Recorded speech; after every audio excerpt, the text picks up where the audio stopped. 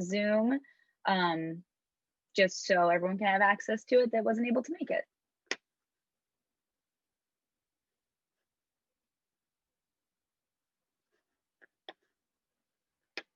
Okay, perfect. Well, we're gonna go ahead and get started. Like I said before, my name is Kristen Skinner, and I'm the Executive Director here at Laboratory Residency.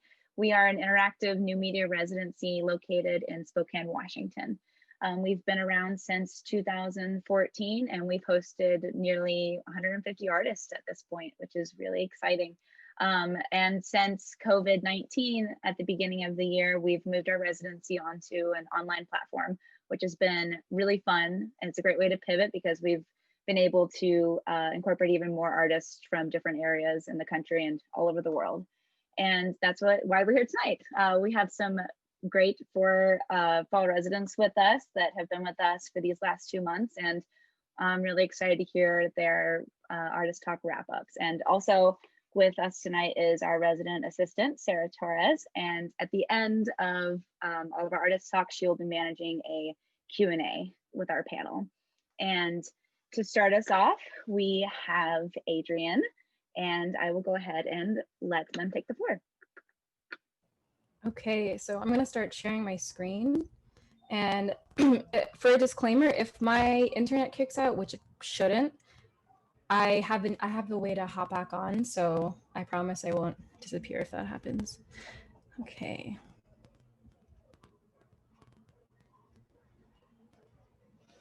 All right, is it doing a thing? Can you see my screen? Okay, cool, right, everyone's muted, so. Okay, so hi everyone, I'm Adrian. I also perform under the name Avatar Lilith, and I'm an artist that works right now mostly with computer graphics, 3D art, emerging tech, sound and performance art, and topics that I'm primarily interested in are power dynamics, control, surveillance, physicality, and relationships. So all of those themes are kind of gonna permeate throughout all of my practices, which are in a lot of different types of modalities. So I actually started off as a painter. Also, I think I might have made too many slides, so I'm gonna try and like speed through this. So let me know if I'm speaking too fast. Okay, so as a painter, a lot of the thematic backing of my paintings were about body doubles, the body as an object, the body as a site of spectacle. And those themes are actually going to provide a basis for the work that I've been doing at Laboratory Residency, and also the work that I've been doing pretty much like throughout my whole art practice. I'm not going to show my paintings because those are long gone. And if you want to see them, you can let me know, but I'm trying to keep on time. So we're going to try to click to the next slide. Why isn't that? Okay. I'm going to first talk about my performance. I started doing performance art a couple years ago. Let me turn my audio down a little. Okay. So the themes that surround my performance work, especially my early performance work, are themes of power dynamics, agency, the body as a spectacle, the body as becoming an art object and becoming a sculpture, and also creating a domain in which I'm the master of my own agency. So I'm just gonna go through a couple of my really early performances because I think that'll give a good backing for the 3D work that I've been doing now. So this is the first piece that I think this was my first or second performance. It's called Shaved. I had the audience shave me. And the goal of this piece was to explore a lot of different power dynamics and again, creating a domain in which I'm the master of my own agency, while also injecting these different types of power structures where I'm asking who is actually the one in control. So by people shaving me, by people shaving my legs, on one hand, I'm subject to, injury from whoever's shaving me, but also I am kind of becoming the agent of this space by commanding through words, through motion, through body language. And yeah, so I'm just kind of go quickly. Some more pictures. So again, it's these ideas of bodily agency, power dynamics, who is the one in control, and creating my own nest, my own domain that that explores different levels of power dynamics with becoming an art object in direct relationship with my audience. This is another one that is called Mobius strip, and here I'm birthing myself from this like orb structure that I'd created. And in this piece, I was creating my landscape by walking very slowly in a circle. And I created the like actual materials of this landscape by removing the material on my own body. So again, it's this, a lot of these early performances stem from a deep desire to meditate on the constraints and the affordances of the material and the physical experience, and how we can transcend these barriers by creating a virtual domain of existence through the subversion of power structures that are like pretty hegemonic. So again, here we're exploring like, as I'm becoming the site of spectacle, while also controlling a domain of this site or the room, I'm asking the questions about who's the one in control. Am I the one in control because I'm creating and manifesting this space around me, or because I'm an art object, is the audience the one in control? So again, these themes will sort of permeate throughout my pieces. Okay, so 3D. I took some time off of school to learn 3D work because I was interested in avatars. I was interested in building these virtual objects and understanding the medium and understanding the context and the stakeholders and representation of 3D developers, as well as what it means to have a 3D object in space, and like kind of the power of having an avatar that looks like you. And yeah, so I started building my avatar. I took some time, you know, to just like teach everything to myself. And yeah, so these are some things that I find very important to me as a developer, as an artist: agency, autonomy, representation, and compassion. And I think these values are something that developers should just constantly be thinking about. Because again, I was interested in 3D not just because of the medium, but because of the implications in 2020 in capitalism, in online, and like who are the stakeholders? Like why is it pretty homogenous? Where is the representation? Who holds the power in developing 3D objects and like 3D spaces and whatnot? Yeah. Okay. Ooh. Sorry if my audio is like peaking. I'm gonna make sure it's okay. Is the audio okay? You can like give a thumbs up. Okay, cool. All right, so this is actually the first piece, which was the first time I had created my avatar with the likeness of myself, or what I see as a reflection of my own physicality.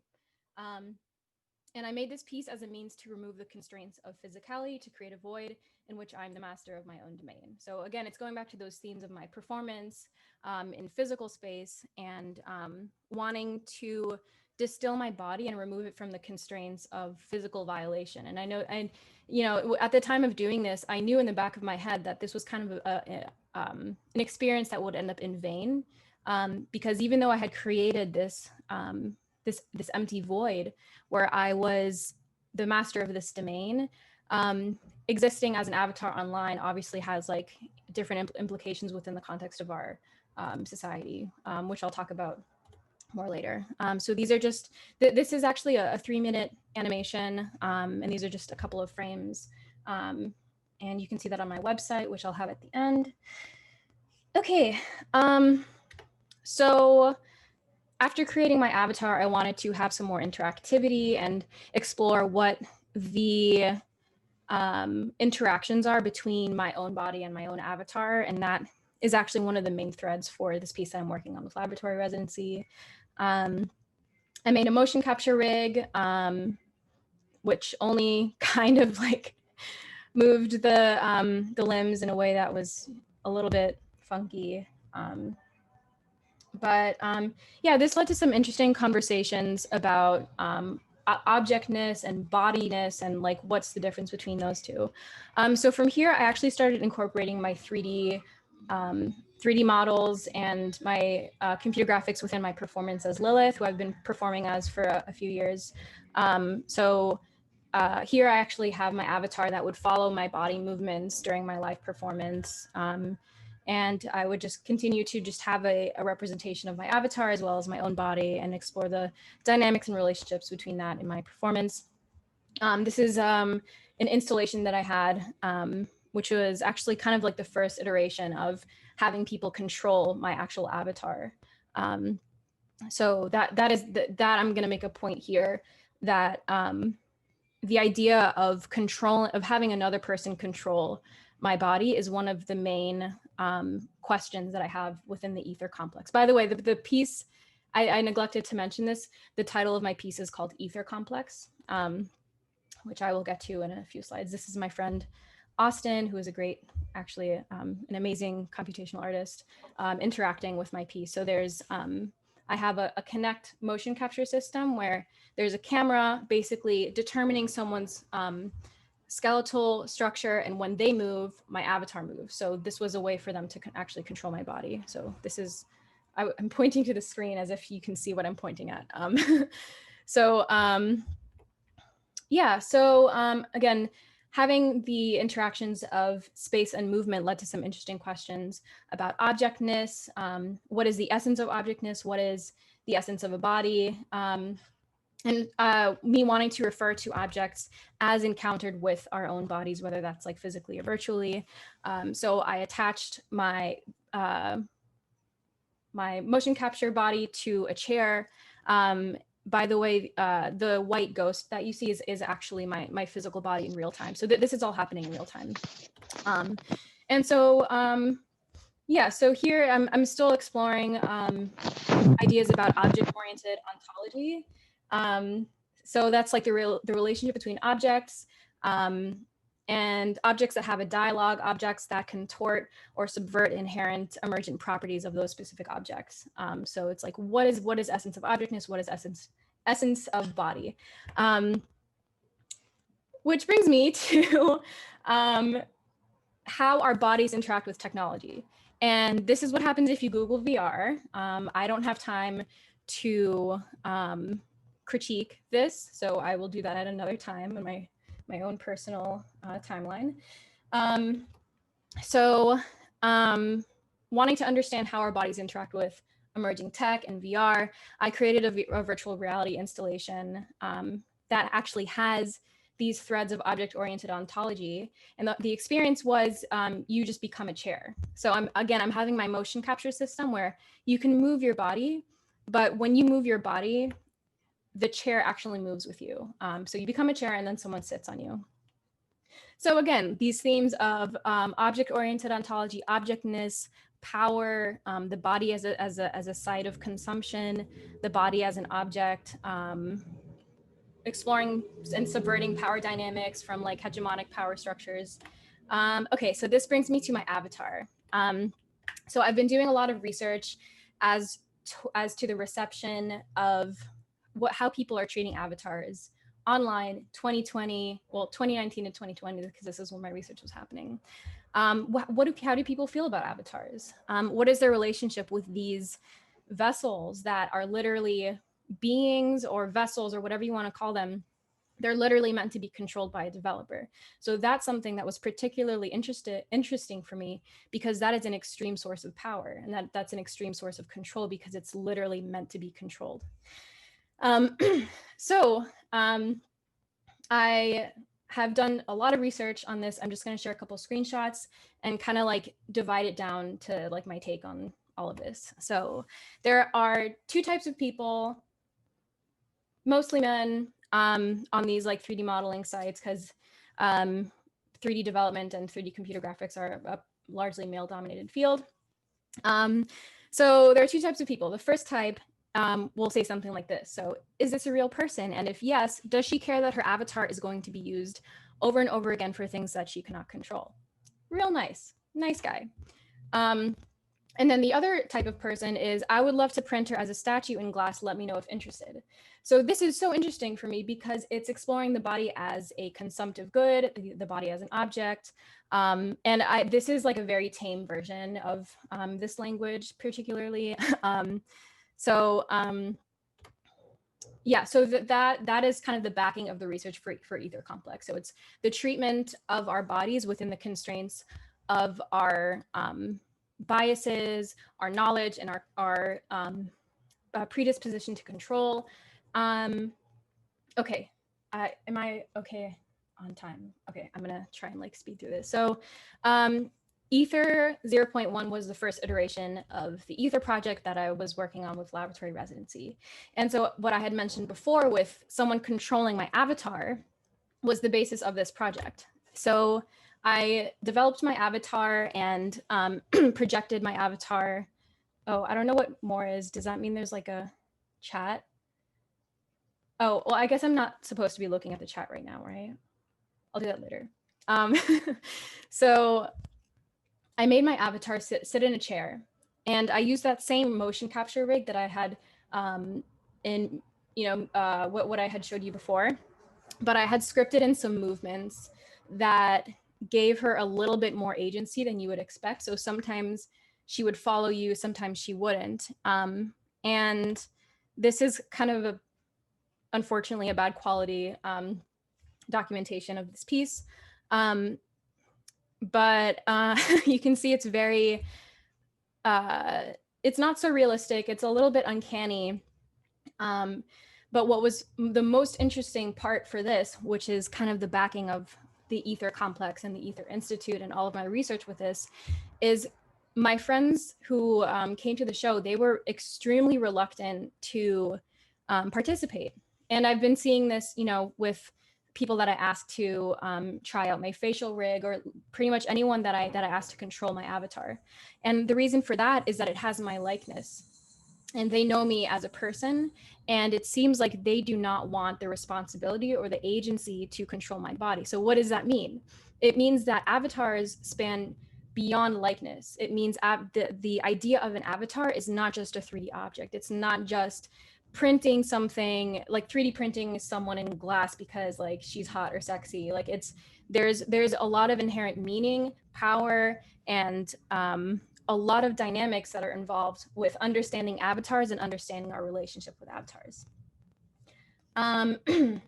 Okay, I was talking about wanting to create a space to maintain a dialogue and explore what the future should look like in dealing with multiple modalities of existence, which include virtual experience and virtual identities. And that led to me creating Ether Institute. So Ether Institute is basically, I'm just going to read this out. It's a place for research, exploration, and discourse focused on the intersection of body and embodiment, manifested in the form of avatars confronting the relationship between physicality and digitalness. Ether is a center to dismantle hegemonic structures of technology. So I had created Ether Institute before I had joined laboratory residency, but the Ether Complex is the title of the piece that I have been working on developing throughout this whole experience. And so the parts that laboratory residency really helped me with were thinking about the scope, the tone, the accessibility, the language, like trying to determine my voice and how I should be presenting things. And so the Ether Complex is this basically the conceptual backing of all of this theory. And I'm going to get into a lot of theory for the next few slides. Let me have a sip of water before I get into the theory.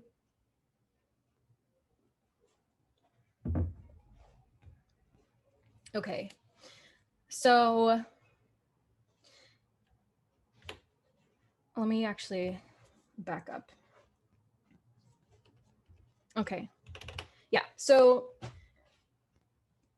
well, actually, I'm just going to read this next slide just to give the background and the foundation of where this is all coming from. So the actual Ether Complex is as follows. I'm just going to read it. So the process of creating an avatar is one of birth, modification, revision, and reflection. As the avatar is made, the creator reflects on their own physicality. Witness the avatar as she gazes at you, gazing back at her, as if she somehow realizes the limitations of her domain and us of ours. Reaching into the ether provides physical reassurance and permanence and reflects the limitations of our domain. Simultaneously, the action is a vain one. While the limitations of physicality are transcended here, there is no guarantee of permanence and security in virtual form. So that ties into what I was talking about with creating my avatar, with this idea in the back of my head that, well, maybe this isn't so safe as I had once thought it was. This is one idea of the ether complex. The other idea is it ties into the ideas of object-oriented ontology and objectness and bodiness. And so that this actually led to me creating a manifesto or a research paper that I was able to finish a draft with laboratory residency, but I haven't published it on my actual website yet, because I've been working on the tone, the language, but also making sure that it's extremely accessible for people who like don't have an arts education. I feel like that one of the main I guess like constraints that I want to keep for myself is keeping my language accessible. So going off of the ether complex that I had just presented to you, the other idea about the objectness, the bodiliness, is that the I can never say this word, phenomenologically passive nature of a virtual 3D object elicits a conversation of who is in control, who is being controlled, and who gets to make decisions about these dynamic bodies. So in Ether Complex, my project with laboratory residency, I have been exploring my own relationship with my own avatar and how interactions with other people elicit conversations of power and agency. And so how this relates to the future of interactivity and virtual bodies is ingrained in how we exist today online, with biases and politics emphasized and facilitated by the level of abstraction from reality afforded by virtual space. So I know that was a little wordy, but I think as I go along these slides, it might help elucidate this conceptual backing with the ether complex. So I have, through laboratory residency, I really solidified 5 main pillars that I think define, so these 5 pillars are part of my manifesto. So this sort of outlines this research paper in a way that I think is pretty accurate to my values and my research. So the 5 pillars of the ether complex, I'm going to read them through. I'm not going to go too in depth because, again, time. Also just as a background, after researching avatars, I began researching surveillance capitalism and watching Shoshana Zuboff lectures, and really that had just totally really concretized my desire to create a space in which we can have this dialogue of what should the future look like. So the ether complex, in my view, I wanted to point to specific methods of power like surveillance capitalism, or how people exist online right now, and use that to illuminate systemic interconnections. Envisioning a speculative future through ether complex to illuminate systemic interconnections of structures that exist now. Okay, so the 5 pillars of the ether complex are: virtual avatars will be used as tools for surveillance capitalism. Virtual avatars reflect our biases in relationship with our own physicality. Biases are amplified in virtual space, and the asymmetry of knowledge is unethical. Our bodies are sites of information, which equals knowledge, which leads to power, which leads to social inequity. Scans and likeness of human individuals are not culturally recognized as significant. The passive nature of a 3D object elicits questions about who is in control. Okay, so having those 5 pillars in mind, I wanted to create a chart that sort of maps these concepts together, because they're all related. All of these things influence one another. So these are some sketches of the previous chart that I did, just trying to figure out how best to organize it. Okay. And obviously, like, I think it's pretty evident that I'm using specific references with my iconography, but I'm not gonna go into those, why I made those decisions right now. If you're curious, you can, I have my info at the end. So I actually landed on this orientation. And so I use this chart as sort of an equation for myself. So the 5 pillars are surveillance, knowledge, control, bias, and power. So the way that these interact with each other, I'm kind of just gonna like go through one line. So for example, surveillance plus knowledge equals data. The way that we are being surveilled from like larger corporations is through the sourcing of data and exhaust data that we leave online. So every time we scroll, we're leaving any type of data, like how long we're looking at something, if we click on something and whatnot. And so the direct line from surveillance to power is by emotion. So a lot of these corporations, their goal is to understand our emotions, because when they can understand our emotions, they have an analysis of predictive behavior. So from pillar 1 to 3, from surveillance to control, the way that that happens is through prediction. And the way so coming from surveillance to control to power, the way that that happens is through a product. So with predictive behavior via emotion, we are able to be influenced through product. So all of those things are like, through Instagram, through various social media. So this chart all funnels down to this concept of power. All right. And this is sort of a web with like how everything, how I see everything is related. And yeah, I can share that, but we got to move on because I think I'm running out of time. Okay, so this brings me to Avatar Lilith. So Avatar Lilith is a part of Ether Institute. I consider Ether Institute being the home of Avatar Lilith. And Avatar Lilith, to me, is a tool of research. Avatar Lilith exists as contextual practice for me, and Avatar Lilith is a performance piece for me. So with laboratory residency, I was able to work on the finalized version of my Avatar Lilith, and I was able to develop a motion capture system where I could speak and Avatar Lilith will speak. And I'm still working on like the body movements. There's a bug, and technology is hard. Yeah. So Avatar Lilith is a virtual human being. She believes in equity and autonomy of bodies in digital space. Avatar Lilith will ask you what it means to be a human in control of a body in the digital age.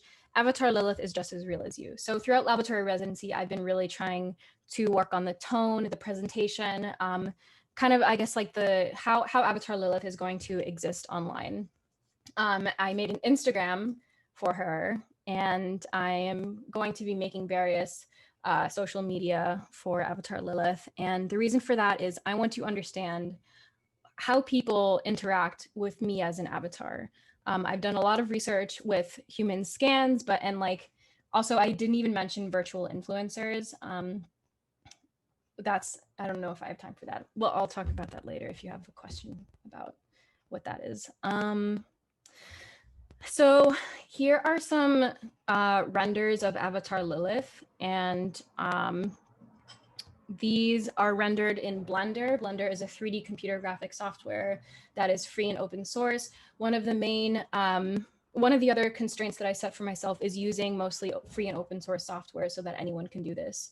The reason it has been taking me so long to figure out how to like get my body movements and my facial movements together is that I'm doing this completely from scratch. I don't believe in using technology that is proprietary or technology that is owned by Facebook. If I did do that, it would be a lot easier, but I'm not going to do that. So this is actually the newest post the newest render that I have made for Avatar Lilith. I am bordering the line of realistic and uncanny, and something that I noticed was the more digital artifacts that I create in the video editing, the more real Avatar Lilith seems. So the reason something is photoreal is not because it's real, but because it exists as a photograph. And that's actually something that's in my essay that I think photography is probably one of the implementations that really start this discussion on the veritability of a medium. And I haven't even talked about deepfakes. So here's just like a behind the scenes treat for everyone. I'm just living my life like it's golden. Okay, I was just having a good time. So was Avatar Lilith. And let's see if this next video will actually work. This is, so what you can see here is I really enjoy showing the digital seams and the mistakes and all of the seams that exist within the technology that I'm creating inside of. I don't believe in like trying to recreate something that is hiding the medium of which I'm creating in. I think it's inauthentic in my personal opinion. So let's see if this video. Okay, so this was the final, this is me recording real time within Unity, which is a game engine, which does not have the same rendering quality as Blender. So this was what I ended up after my time at laboratory residency was basically just like being able to stream audio and motion capture my face. And I'm just gonna play this. My name is Avatar Lilith. It's nice to meet you. Thank you for paying attention to me. Maybe one day we can spend some time together. Goodbye. Okay. No, sorry, I didn't want it to play again. So as you can see, there it's very Parkinsonian. I feel like that's a wrong thing to say. In my facial features, since it's being streamed over a network. So the data that the Kinect is picking up from my face is being streamed over a network and in just like a constant stream of information through this thing called open sound control. And there, it's basically being overloaded with messages like every second.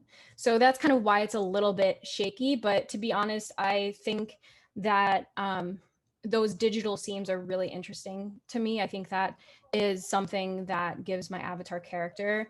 But I think in the coming days with presenting my avatar on online platforms, I'm going to try and refine it to be a little bit more realistic. So those are some upcoming goals with Avatar Lilith specifically is fixing the bug with the body movements, because I want her to be able to move with me. Okay. I think, all right. No, wait. So I want to wrap up by leaving everyone with a couple questions that I think I want everyone to just keep in mind when we're existing in virtual space in 2020, in surveillance capitalism, online. And those questions are, if our interaction is coded in the manipulation and stealthy data sourcing of our bodies, how can we exist in a future that holds truth and veritability as a pillar of our society? How can we be true to ourselves and each other? And the next question is, if the body is a reflection of our identity and our identity is a vessel that inherits control, how can we maintain our autonomy and agency over our bodies within the constraints of corporeal commodity? Yeah, that's my TED Talk. Thank you for paying attention to me. And yeah, I'm looking forward to attending the rest of this, and I'm really excited for everyone's projects. Also, just like shout out to everyone in laboratory residency. This has been an amazing experience. Thank you so much, just like for being able to just like do all this stuff. Yeah, this was an amazing experience. So I'm gonna hand it over to Kristen. And I'm gonna stop sharing my screen. Awesome. Thank you so much, Adrian. That was wonderful. It was so cool to actually see like Avatar Lilith and hear them and everything. That was wonderful. Thank you so much, everyone, for being here. And Adrian, thank you again just for your residency and your time and your work. It was great having you as an artist resident at laboratory, even if it was virtually. It was very wonderful. Thank you. Next, I'd like to present our next artist in residence, Chrissy Brimmage, and I'm going to go ahead and let them take over. Hi, everyone. Can you hear me okay? Okay, cool. I'm going to go ahead and share my screen. One moment. Okay, can everyone see the slides? Cool. Okay, I'm going to minimize myself because seeing people makes me nervous. Okay, so first and foremost, hi everyone. Thanks so much for being here, for taking the time to check out our artist talks. Really excited to share what I've been working on. So my name is Chrissy Brimmage. I am a multidisciplinary artist from Atlanta, Georgia. I was living in New York, but then quarantined through a curveball, so now I am back in Atlanta. I'm based here, I'm doing my work here currently. I am a multidisciplinary artist who is really interested in utilizing the opportunities and constraints of digital space in order to research social phenomena of the material world. And some things I'm really interested in right now are the function of identity, dreaming of alternative futures beyond oppression, defining freedom, grief, which I will talk about today, and many other things. But I'm not going to talk about my work too much outside of this project today, just because I want to make sure I was good on time. But I will share like my website and everything at the end if you want to check out more. And I'm also happy to answer any questions at the end of all of our talks as well. Okay, so I'm going to jump straight in. So for my time at Laboratory Residency, I have been working on a project called A Place for Us to Grieve. Oops. Okay. And A Place for Us to Grieve is an interactive virtual reality world built specifically for Black people to safely gather and collectively grieve online. So gathering is a very huge component in the Black community. Gathering is not only how we grieve, but it's how we celebrate, it's how we heal, it's how we dream. Like gathering is a pillar in our community. But because of COVID, this is a practice that is that we don't have access to. So we're not able to physically gather. So in this moment, we're seeing an increase in physical isolation while we're also seeing increases in things such as grief and trauma due to COVID, but as well as police brutality and even deaths of idols, like such as Chadwick Boseman, and also an increase in surveillance, as Adrian kind of touched on as well. So again, in this moment, we're seeing mounting physical isolation, but we're also seeing mounting trauma and grief as well. So in this time where we don't have access to something that usually helps us process grief and trauma, which is that physical gathering, I just started to get curious about how we can grieve online and what that looks like. So currently, some really like common spaces for grieving online collectively are like social media or Zoom. But as you witnessed earlier, if you were here while Adrian was talking, and Adrian, I'm so sorry that that happened, but a lot of spaces are not actually safe. And they're definitely not designed for grief. So for example, social media was definitely not designed with grief in mind, and definitely not designed specifically with Black grief in mind. So grieving online in that space can warrant things such as, you know, unwanted gazes, violence, intrusion, and even beyond that as well, for these platforms that weren't built specifically for grief, they don't, because they weren't built for that, they don't usually encompass the full breadth of grieving. So as I'm sure we all know and have experienced, you know, grieving can be crying, but sometimes it's also screaming, sometimes it's dancing, sometimes it's escaping, sometimes it's dreaming. So a lot of these platforms such as Zoom and such as social media don't actually encompass the full breadth of grief and how we practice grief. So I started this project really because I was grieving myself, and also because my communities experience a lot of grieving. And we are moving online in order to do this since we can't gather physically. So I just started asking questions of what does it actually look like to safely grieve online? What does it look like to support collective Black grieving online? And also, what does it look like to translate material grieving practices that have been passed down from generation to generation in the Black community into the online digital spaces? And when I say material practices, I use material as a substitute for like physical world. So when I say material grieving practices, I mean things such as, you know, the dancing or giving offerings to ancestors, visiting altars, et cetera, et cetera. So what does it look like to translate those generational grieving practices online into the digital space safely and in a way that we can all collectively be there together? So that is the whole kind of like purpose and backstory of my project and what I've been researching and working on here at Laboratory. But for every, whoops, sorry, there we go. Okay, so as I mentioned in that previous slide, so this is going to be an actual virtual reality space. And now every space has an identity, whether it's digital space or physical space. Every space has some form of identity that you can recognize it by.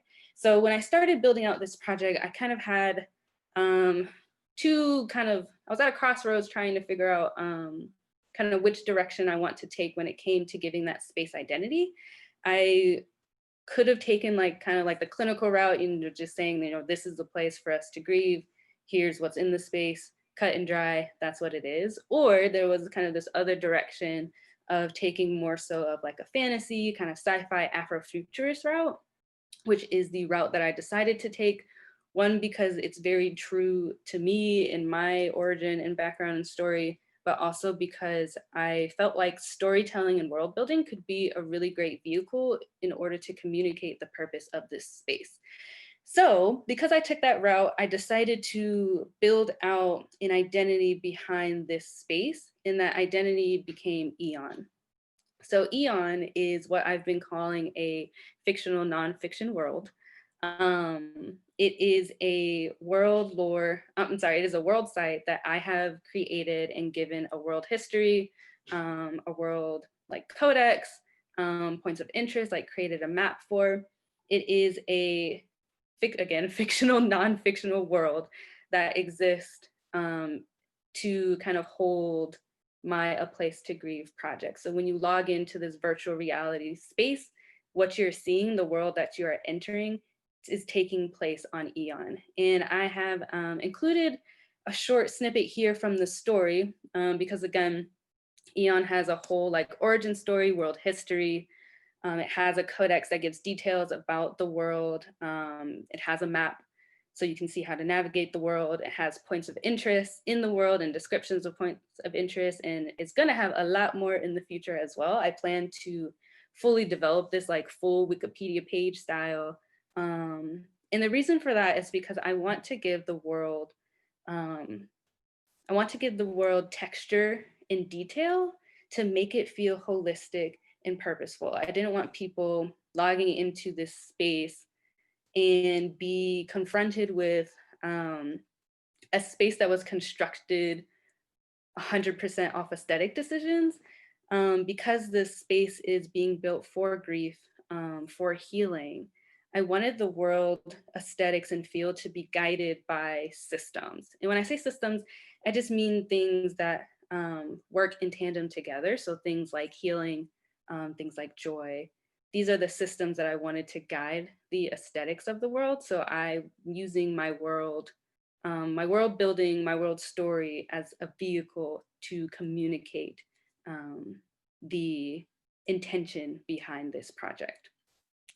So this is a picture here of seeing Eon from space, which may not make a whole bunch of sense because I haven't explained the full story behind Eon. Like, long story short, Eon is a crystal world that is born out of an explosion, and the energetic force of the explosion kind of launches shards of crystals all along the space-time continuum in the past, present, and future. But one shard in particular gets suspended over the space-time continuum in the exact point in time where the past, present, and future all meet, and this becomes Eon. And Eon emits a specific frequency that only Black ancestors can hear, and it summons Black grief workers, Black dreamers, Black healers to the world, where they cultivate the space specifically to heal grief. And eventually the energy of the planet becomes so strong that it's able to heal grief all along every timeline to ever exist. So yeah, so that's kind of the long story short story behind it. If you want to read everything that I have so far about the world, I have a link here, which is just chrissybrimmage.com/eon, and you can check out more about the world. But this picture that you're seeing here is like a picture of the first prototype of Eon as if you were viewing it from space. So if you were viewing, if you were not on the world, you were just kind of floating in space and you saw Eon. This is kind of what my world, my crystal world looks like. Okay, so with that being said, my time at laboratory residency has mostly been focused on like two major channels. My first channel is research and conversation. This project is, I guess, mine by name, maybe mine by ideation, but this project is definitely a community project. Like, I am building this project specifically for my community. And because of that, I feel very much responsible for making sure that it is purposeful, it is intentional, and that I am digging deep into the themes that are important and kind of integral to this project. So a big portion of my time, kind of as like a kind of sub-project in my project, is that I have been working on a mind map. So that is what you're seeing here in this GIF. It is a visualization of all of the research and conversations I've been doing. So I took my project and put it in the center. And then as I started to dig deeper into the project, different themes started to emerge. So grief was kind of like the obvious one, but then other themes that you're seeing here, such as archiving, dreaming in futures, intention, virtual reality, obviously, world building, and et cetera, started to emerge. And then from there, as those kind of themes reveal themselves, then I would do a lot of readings and have conversations with people who are also in my community around grief and dreaming and et cetera, to then branch and further expand on these themes and topics. I forgot to include the link to my mind map here, but I actually forgot to include it in my slides period, but I will try to mention where you can actually find the link to it actually on the link from the previous slide. So chrissybrimmage.com/eon, you can go in and view the mind map. So yeah, so that's been the first kind of major channel, is really utilizing the time and space at laboratory to do research, because I think kind of like in everyday life, you don't often get dedicated spaces and times to do deep research. So I've really been trying to utilize my time at the residency to do that deep research, to make sure that everything here is purposeful. So then my second channel that I've been spending a lot of time on during my time at laboratory residency is world building. And that channel is kind of divided into two sub-channels of soft world building and hard world building. So the soft world building that I've been doing is the things that I mentioned in the previous slide, such as constructing Eon, writing out the story behind Eon, making maps, adding details, adding texture to my lore in order to create a real world, even if it is fictional. And then the hard building process, which has been things such as the prototyping. So everything that all of the imagery, besides this one, that you've seen so far have been products of prototyping, trying to visualize what this world actually looks like, or what will look like to the viewer or to the user when they log into the space, prototyping all of the points of interest, so I'll know and the user will know exactly what to find when they visit different areas on the virtual reality world. And also prototyping for the sense of trying to figure out why exactly certain objects are being included in the space, like what is the intention behind them, and how do they connect to the systems that are guiding this whole project. So again, there's been two kind of major channels, but honestly, they all kind of connect. So the researching phase has been guiding the soft building, and the soft building has been then guiding the hard building. So they're all anchored within each other. Yeah, majority of my process has been working within these two channels. So my next slide. Okay, so before I go to that next slide, currently today, as far as like where I'm at with the project, I'm not done with my project. I am honestly nowhere near done with my project, but that was anticipated and honestly kind of intentional, not the fact of like, oh, I'm not gonna finish this on purpose, but more so that I am purposely kind of baby stepping my way through this project because everything in this project is very important to me and I feel like needs to be handled with care. I think grief is something that needs to be handled with care. Healing is something that needs to be handled with care. The Black community is something that needs to be handled with care. So I want to make sure I am doing my due diligence to really make sure that I am executing this with as much care, intention, and purpose as I possibly can. So as of today, I would say that I have moved kind of out of the research and development phase. Not research and development, the research solo phase. Research is something that's going to continue to happen, of course, all the way to the end of the project. But as far as phasing goes, I'm definitely kind of in the prototyping phase. So I have prototyped so far, like lightly prototyped a couple of the points of interest. As you saw, I prototyped what the world kind of looks like from the outside. Also began to prototype a world guide that will help people integrate into digital space because sometimes the transition from material world into digital space can sometimes be a little bit traumatizing if it's new and also if you don't stay connected to your own physical body. So I'm kind of like trying to prototype and craft a guide as well that can help facilitate that safety. And yeah, so I am currently in the prototype phase, which then begs the question of, well, okay, what is next? So what is next for me? As far as the project goes, there are a lot of different things that are up next, but I've narrowed it down to like these 5 things that I'm like really focusing on right now. The first is zeroing in on intentions. So as I've discussed, I know exactly what the purpose is here. I know exactly what I want to accomplish, but as I am digging deeper, as I'm researching, as I'm having conversations, and even as I was having open studios and as people were coming and asking me questions about different possibilities for this space and how it could be created, how it can move, how it can exist.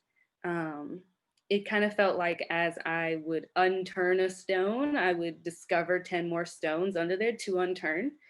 So I've been doing this unturning process to try to get to really zero in on what exactly I want this space to be and not be, what exactly I want to be in the space and not in the space, and why exactly am I making those decisions. So that's really important and will be something that I will be doing all the way to the end of this project. The second is finishing prototype. Should be finishing prototypes really. So finishing prototyping the points of interest. That way I know exactly what, again, which area or what each area will look like and why before it's time to build any other demos or build anything that people will see and enter. And that's finishing prototypes of both the soft world building and hard world building. So finishing, of course, the physical objects, the 3D objects that you're seeing in like these imageries, but also making sure that I'm finishing out the soft world building process as well. So finishing out the story behind Eon and just giving Eon as much texture and detail as I possibly can. 3 is solidifying tech needs. So anyone who, I was gonna say anyone who works in tech, but really anyone who interacts with tech, which is all of us, knows how much of a headache tech can be and how tech can change at the drop of a dime. So in the very beginning of my project, if you attended kind of my early open studios, I talked about how my workflow would be prototyping in Blender, which Adrian mentioned is just a 3D suite software. And then I would do my world building and like demo building in Unity, which Adrian also mentions. Adrian, thank you so much for all of the info you provided everyone. And then my kind of final step would be then to host my world in VR chat. And if you haven't heard of VR chat, it's just It's a online software or online website where you can host virtual reality worlds for people to actually come and enter. So you can build out a world in Unity, and then you can host it online on VR chat, and they kind of handle the interface and kind of like flow of entering worlds, but then you get to actually build your world yourself. So that was the initial plan, to host the world on VR chat, but just recently VR chat ended support for Macs, which is a two-tier problem for me, specifically. One, because I work on a Mac. I'm currently talking to you from a Mac, but even beyond that, Macs are really commonplace in households nowadays. So to not have Mac support means that a lot of people who may want to access the space won't be able to. And that is a really big problem for me, because I want anyone who is able to access the space to be able to access it to the best of my abilities. And I definitely don't want tech to be a barrier for that. And that's kind of why I'm offering within this VR space the ability to enter the world with VR gear, of course, if you have it. But if you don't have it, which is totally understandable because of cost, it's not really cost accessible just yet, that you'll have the option to enter via desktop and using an avatar. So I don't want Mac users who may want to enter the world to not be able to, just because there's no support for it. So all that to say that I'm currently researching other options of how I can host this world so that people can enter it.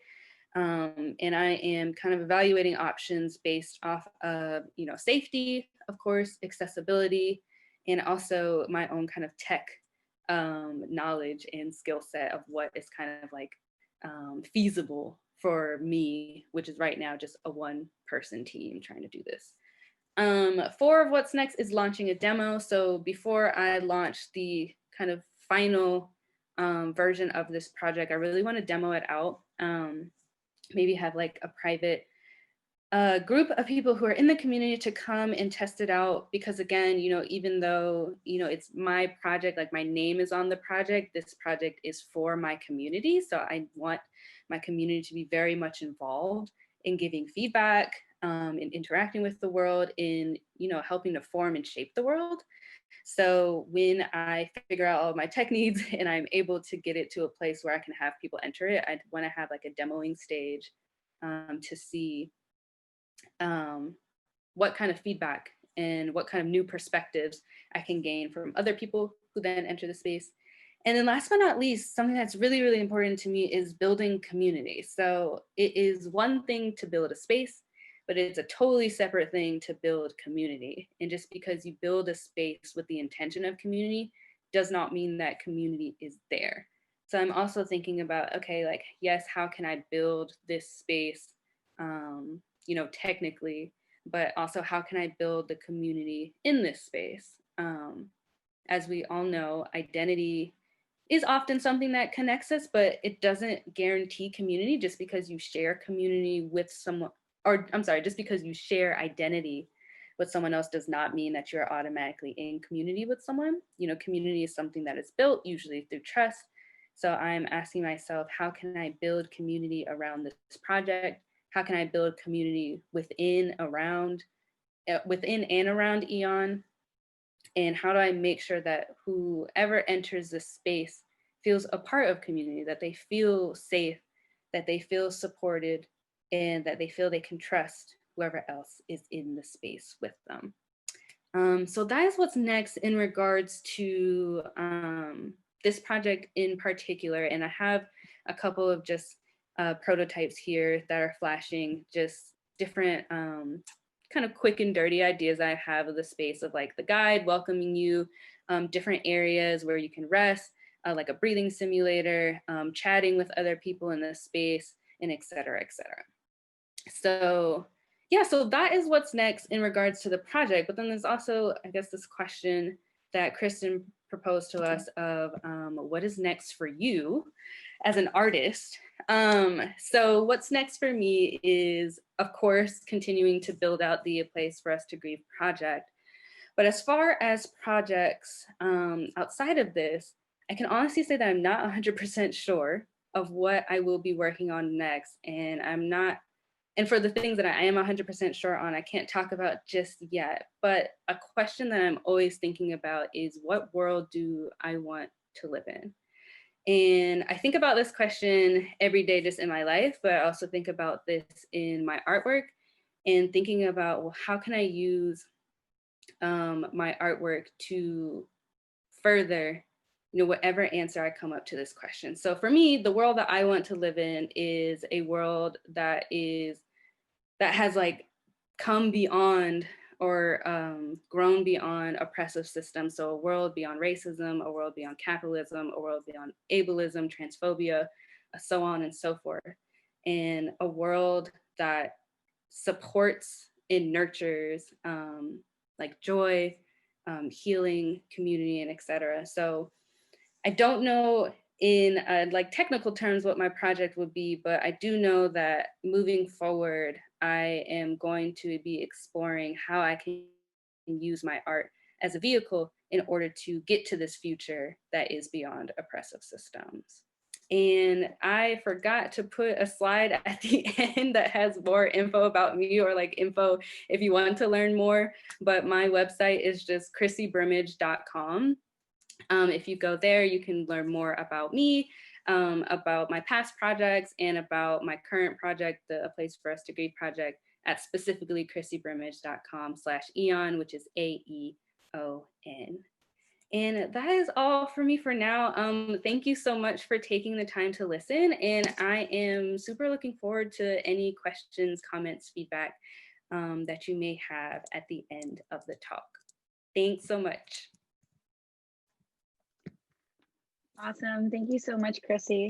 And you can feel free to paste that in the chat if you'd like. In fact, if all of our artists want to paste their websites and Instagram handles in the chat for everyone to see, that would be phenomenal, just so everyone can find each other easier. And again, thank you so much, Chrissy. I can't wait to see what you do with your project. The artwork is already just so beautiful, so I can't wait to see what's next. Okay, next I'd like to introduce another one of our fall residents, Alexys Preston, and I'm going to go ahead and let her take it from here. All right, thanks so much. Let me get my screen shared.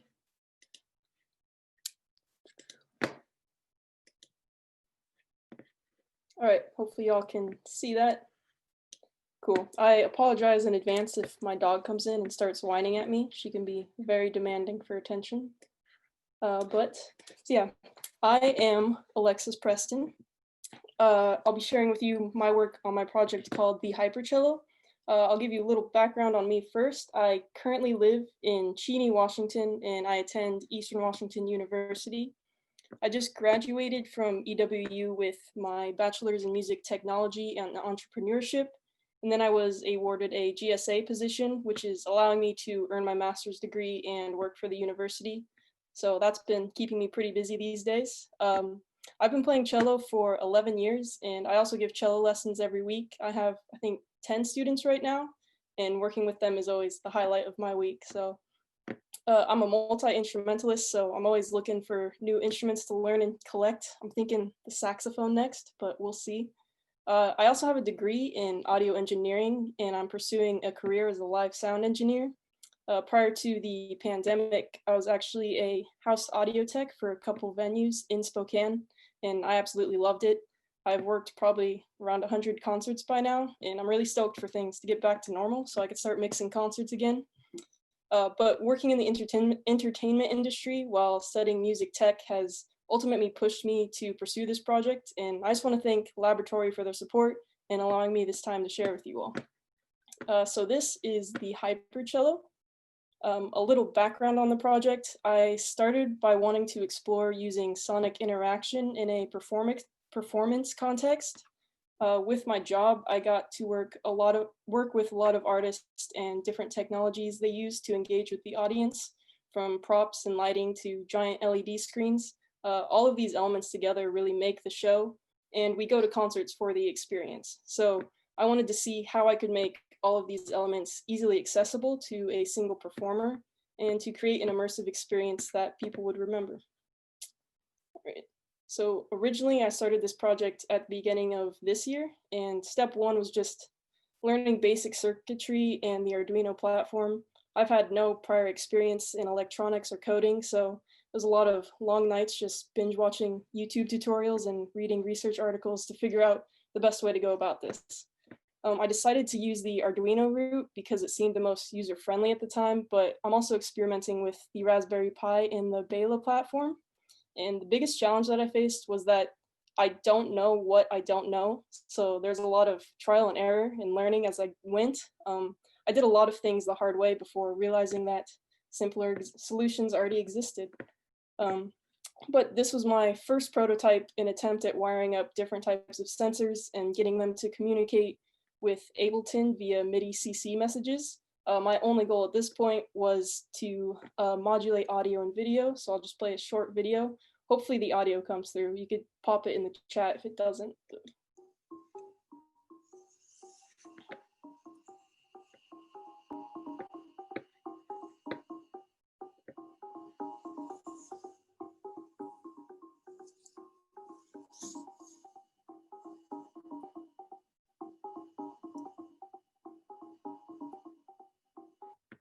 All right, so that was my first step and everything worked great. So from there, I went on to kind of establish a proof of concept. I started adding those sensors to my cello and getting a feel for how I could use them to manipulate audio in a performance. One of my main concerns was making them as non-invasive as possible so that I wouldn't have to alter my cello technique too much. I wasn't trying to create a new instrument, but instead incorporate sonic interaction into my traditional instrument practices. It was really important to me that any cellist could perform on the hypercello without much of a learning curve.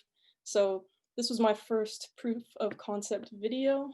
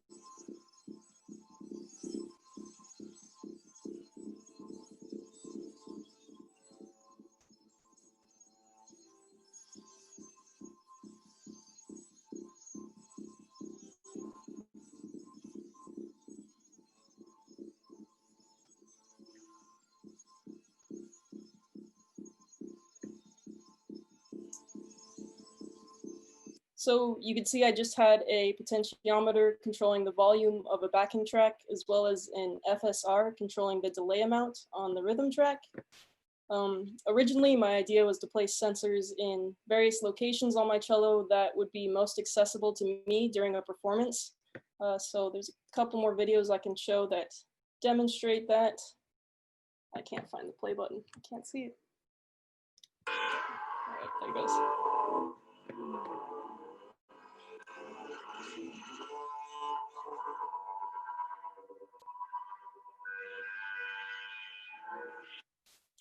So the potentiometer there was affecting a tremolo rate, and then another FSR was triggering a resonator. And then in the second video, there's a touch slider that I put on the back of the neck of my cello that I just had modulating a flanger.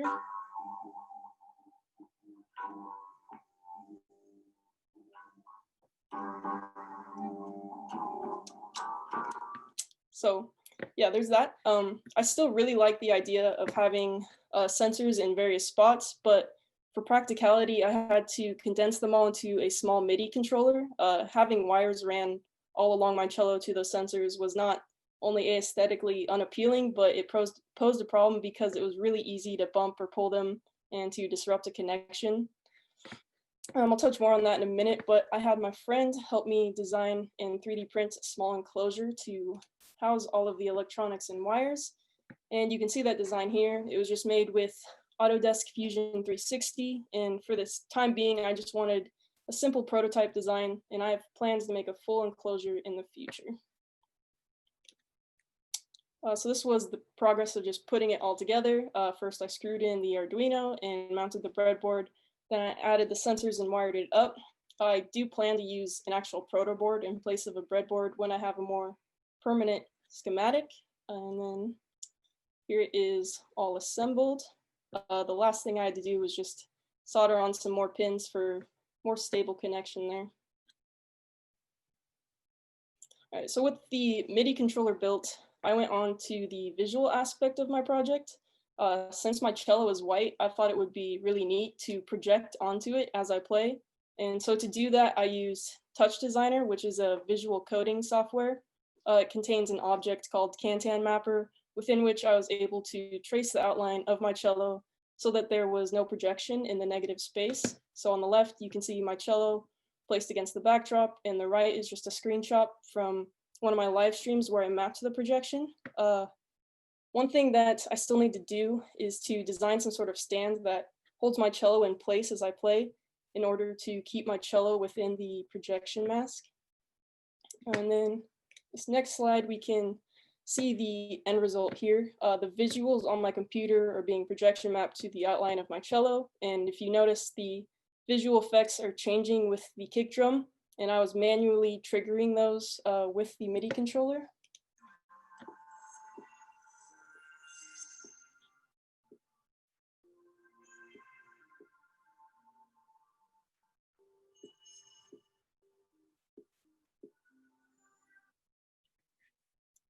So when it comes to visuals in a performance, I was exploring these 3 different options. I could have them be audio reactive, MIDI reactive, or triggered like we just saw. And so I designed an audio reactive patch in Touch Designer as well as a MIDI reactive one. And just depending on the context of the performance, I have all of these options available to me. Another aspect of the Hypercello is its sound design capabilities. I spent a lot of time diving into Max MSP, which is another visual coding program, to design a pitch tracker that allows me to turn the instrument into a synthesizer and MIDI controller. And this was probably the most time-consuming and challenging part of my work under the residency, since I'm not a fluent programmer at all. But I built this patch within Max MSP that pitch tracks the audio input to be turned into MIDI notes.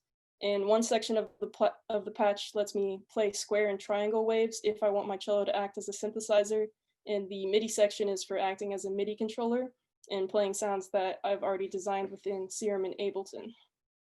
But for the future of this project, I want to actually design and build my own cello that houses the electronics, and the buttons and sensors are built in and placed in specific locations. All the wirings would be internal, and I wouldn't have to worry about running wires on the exterior. I'm thinking of 3D printing it or having a friend help me fabricate it, but I still have some things to consider in that regard. I'm not too concerned about how it would sound acoustically, because the intention is that it would be plugged into an interface to act as a MIDI controller synthesizer.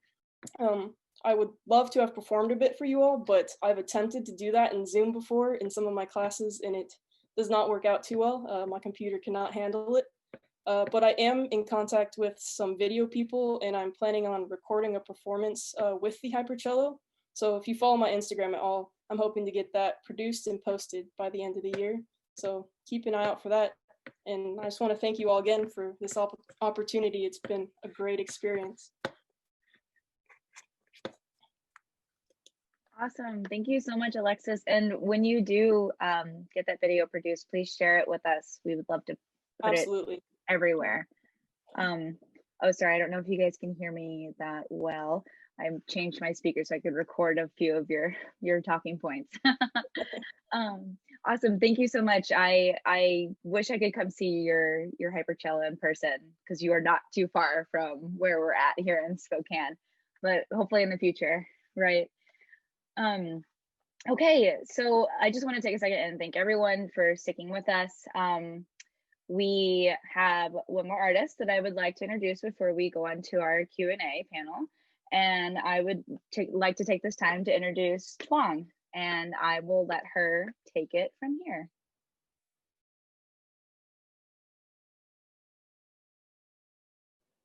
Hi, hello. Hope you guys hear me right. Cool. Thank you, Kristen, for introductions. And next, I will show you my slides, and we'll start from there. So let me try to share my screen.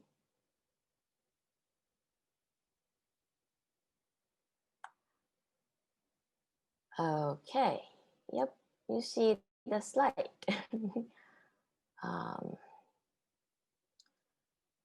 There will be a video too, so let me know if that doesn't work. If you cannot hear, you know. So, all right, hello again. I'll start with introduce myself. My name is Tuang T, and I go by Tuang T as an artist name. You can also call me Tuang. I usually say that I'm an interactive artist. So what's interactive artist? As an artist whose work focus on or design for or think about primarily for the audience interactions and participations with the artwork. And my work, interactive works, I would explain it as create with various technologies and performative art to deliver joyful experience that explore human behavior, emotions, and social relationships. That usually what happens with how I start to visualize my work, design it, sketch it out, and the result that happen in all of my art project. But to best explain that, I think to explain the experience that I create for my audience and to show you my past work, I think giving you the actions of the audience and some of my work, in the video format would be the best. So next is a short video. I put many of my work together. And let me know if you cannot hear the audio, please, because so maybe I can switch back the microphone to the internal microphone, okay?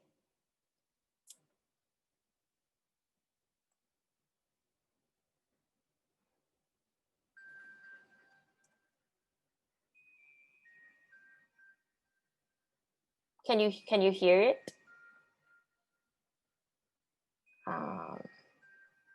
Okay, I guess it's a yes, right?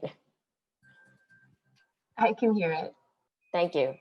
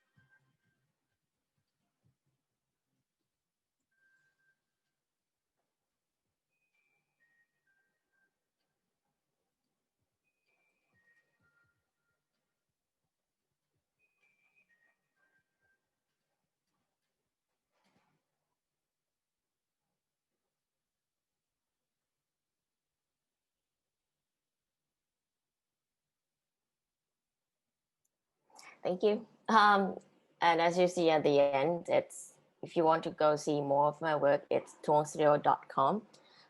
That's where I put all my portfolio over there.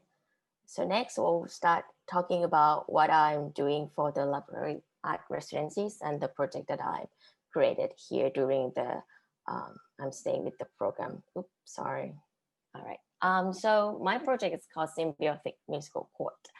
It's a real-time interactive sounds synthesizers in the form of an online website that consists of customized software that I program, and it uses multiple lexicons, which they are open source on the internet, but I have been used it and updated to be, like update with the what the society have now as an English vocabularies, and it's produced a music like audio with an animal sounds. So you might curious like why it's animal sounds, something like that, which I will talk more about the process of it and the inspirations why I want to create this project. But basically the project, the system collects tweet from the selected Twitter topic. In this case is some things that involve environment issues like climate change, global warming, wildlife extinctions, all those hashtag and like the keywords has been searched on Twitters, and I collect that in real time back into the server that I have. Then the logic of the program is to go through by each tweet that I collect, the program collect in the database, and then compare it with the customized lexicons, then generate, synthesize the audio out. I'll show you the diagram so you kind of like get it, and then the next will be like to show you how the program actually work. I mean, like the visualize of it. Talking a little bit more about like the musical chords, because some of you might curious about it. The musical chord, when I'm saying that it's based on the most influential emotion descriptions of Western musical chords, I mean, based on what the internet said and what I learned when I was young, which all of that actually have been written by Christian Schubert. He's the German musician, and that is like, when you listen to the music, if you learn some super basic music theory, it's like, the C majors mean something, and the F minor is supposed to like make you feel something in particular, for example.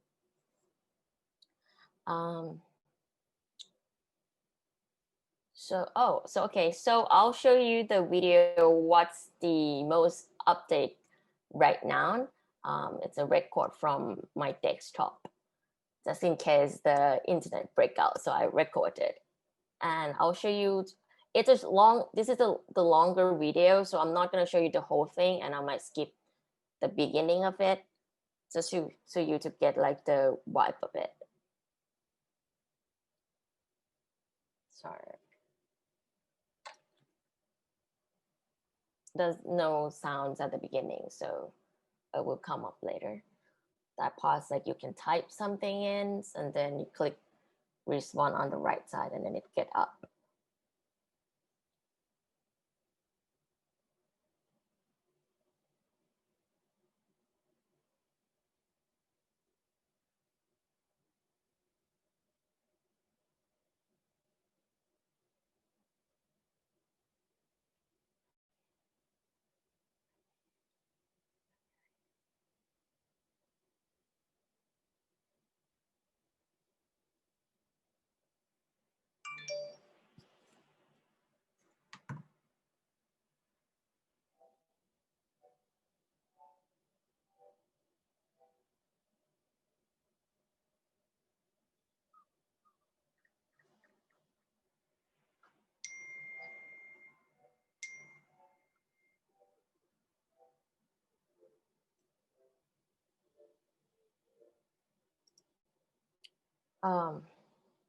Okay, I think it's get some chat saying that the speaker is quiet.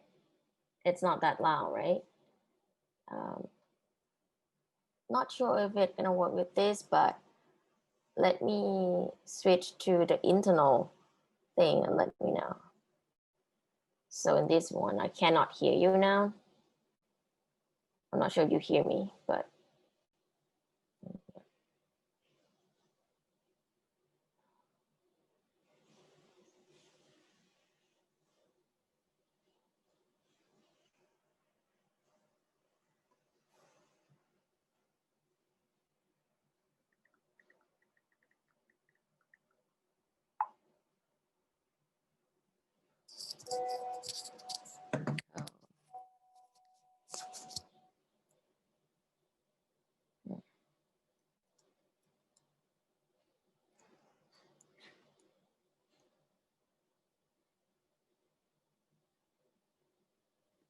One second, y'all. We'll figure it out, I'm sure. is it start to, can you hear me? Probably Yes, not. I can hear you. Oh, really? Mhm. Hello? Is it start to like mute?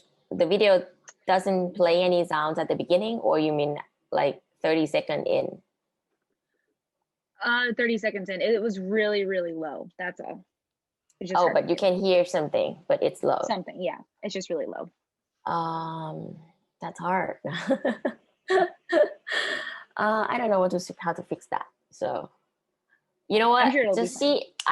How about just see, like, you get what happened, and then I give you the link, because that will be the link. And if anyone you want to like see it on that desktop, they can actually get in. Perfect. The Yeah, you can actual paste website. that link in the chat, and then people can just click on it. Hello? And we can include it.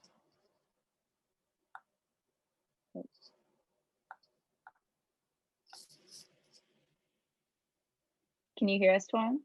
Yes. Yes, perfect. Oh. Yeah, Did you hear that I'm saying about the website?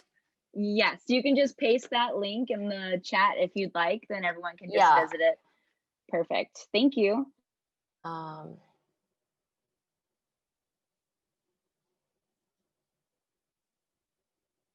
to get to the chat. Okay. You know what? I don't know how to get to the chat, but I'll figure it out. Yeah, you can just paste it to me on WhatsApp, and then I'll paste it in the chat. Thank you. No problem, of course.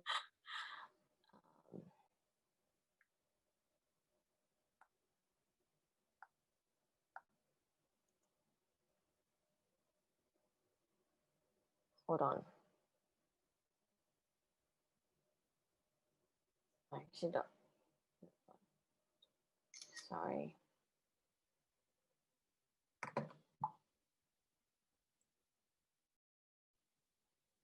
Well, if anyone can hear me, maybe you have to warm it up. Then I'm gonna skip this, the first beginning. Then.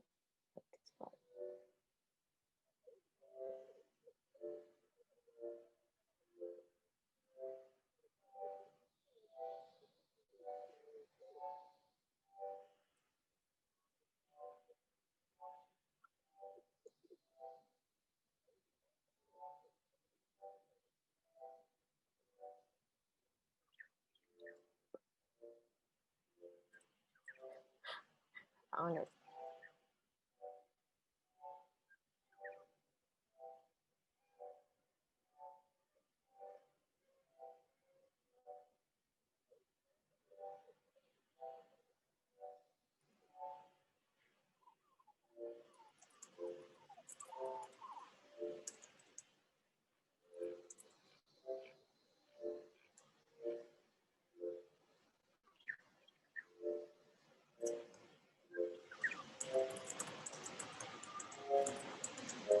Okay, I found the chat. So if anyone can hear me right now, I'm about to post the link in the chat.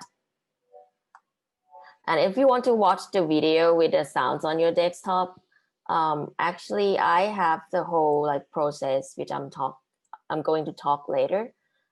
It's right here as well at the second link.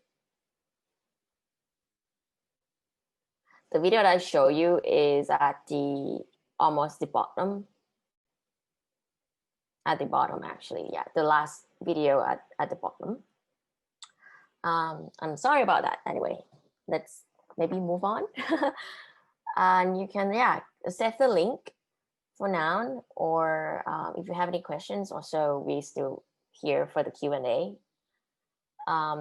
As you can see that the pop-up has been like, generated in real time from the Twitter. What really happened behind the scenes is that I select the tweets from the keywords that I'm told you about, that have been talked about, and then each of that have been collect on the server. Then one tweet per times get into the emotion lexicons that I store and update. Then it's looking if the whole sentence of that tweet have found the match on that between in that lexicons, the vocabulary, the English words, and if it's no match, then it will go back to the recent tweets, the box at the top left. If it's found, then it's the match words will go to the like the analysis process, the collation process of giving the each words the number, and there's kind of like the backend calculate to get what's supposed to be the significant emotions of the whole tweets. But when I say emotions, we'll talk about that later. Like it's what exactly like the word that they're looking for, and then they select two things based on the final result, which is the musical chord, which is like like C major, B major, something like that, and what's the keys that been assigned based on the theory of the musical chords, and then they select the keys also. And then the second part is to select the animal sounds, which has been manipulated and to as accurate as much as that I can, and the software allowed me to do. So it's manipulate the animal sounds, the short clip, to match with the pitch of the musical chord, the music chords. Like if the whole tweet has been analyzed as a C major, for example, maybe it's happy tweets, and it should be C majors, then it will select, currently it's only the birds that I have. I still have other wildlife animal sounds, but it hasn't been working on and stored in the database yet. So what you're gonna hear will only be all the birds, different kind of birds. I will select the bird sounds, the audio clip that the pitch match C major as accurate as it is. It might be not the whole clip. If you know the music theory things, kind of like hard to make the pitch of more than one note things, to match exactly. But anyway, that's kind of like the general idea. So after that, then the pop-up tweets happen with the actual text and along with the two audio, which is the musical chords and the animal sounds. And then it's go to get the next tweet.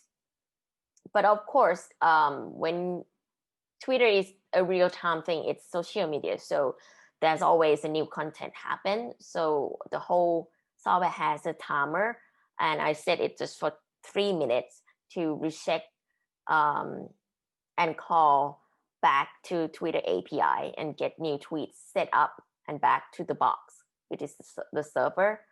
So in this case, we will get new tweets every time. Well, the intention is as fast as it can, which is 3 minutes, but as I experiment with the Twitter API, it's actually not that fast. What you see on the screen might not actually seen on other people's screen, especially if you like not in the same close IP address. Sometimes when I post the tweets, it takes almost 10 minutes to get to the API to actually allow me to grab that tweet. So it could be slower than 3 minutes sometimes. That's happened. Sorry. So next, this is the musical chord that I'm talking about from Christian Schubert. So as you see, this is not exact table that I use for the programming. It's just what human can read. And I think it's better to show this one so you get the idea of like what the like the music theorists talk about and what we actually use that a lot of the time when you study since I was young. This is what I also learned. And the next slide, this is the customer emotion. This is an example of the English vocabularies lexicons. And again, I'm not like making this up. It's an open source on the internet, which I believe you also can just Google it and it will come up. But this is the mix of 4 lexicon from the researchers.